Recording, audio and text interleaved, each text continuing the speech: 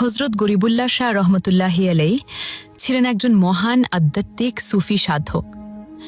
আল্লাহর সন্তুষ্টি অর্জনের জন্য দূর আরব দেশ ইয়েমেন থেকে পথ পাড়ি দিয়ে চলে আসেন বাংলার চট্টগ্রামে। সে সময় যেখানে আজ তার মাজার, সেখানে ছিল এক বিশাল নির্জন পাহাড়, চারদিকে ঘন জঙ্গল, নিশ্ছিদ্র নীরবতা, ভীতিকর পরিবেশ। মানুষ তো দূরের কথা, অন্যান্য প্রাণীরাও সেখানে যেতে ভয় করত। কিন্তু সেই পাহাড়কেই তিনি বেছে নিলেন নিজের ইবাদত আর সাধনার স্থান হিসেবে। সেই মাজারের খাদেম থেকে জানা যায়, আল্লাহর কুদরতে বাঘ পর্যন্ত হজরত গরিবুল্লাহ শাহ হুজুরকে পাহারা দিত। এই দৃশ্য বর্তমান খাদেমের বাবা মা নিজ চোখে দেখেছিলেন। ওই পাহাড়ে ছিল এক অদ্ভুত মিষ্টি পেয়ারা গাছ।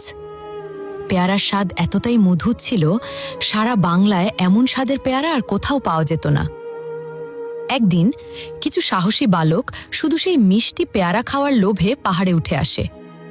কিন্তু গাছের কাছে গিয়ে হঠাৎ তারা দেখে একজন ধার্মিক, নুরানি চেহারার মানুষ একাই বসে আছেন নির্জন পাহাড়ের বুকে। শমশান এই জায়গায় একজন মানুষ একা একা কি করছেন?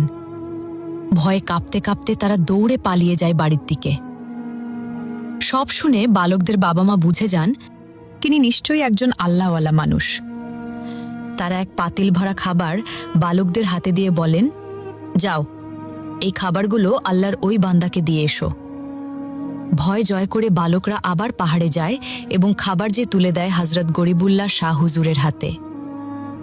হুজুর শান্তভাবে সব খাবার গ্রহণ করেন।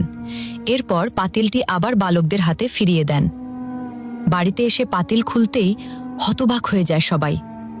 পাতিলটি আবার সম্পূর্ণ খাবারে ভরা, আর সেখান থেকে বের হচ্ছে গরম গরম ধোঁয়া, যেন খাবার এইমাত্র রান্না করা হয়েছে। এই অলৌকিক ঘটনার সংবাদ দ্রুত ছড়িয়ে পড়ে চারদিকে। মানুষ বুঝে যায় তিনি সাধারণ কেউ নন, তিনি আল্লাহর প্রিয় বান্দা হজরত গরিবুল্লাহ শাহ রহমতুল্লাহি আলাইহি।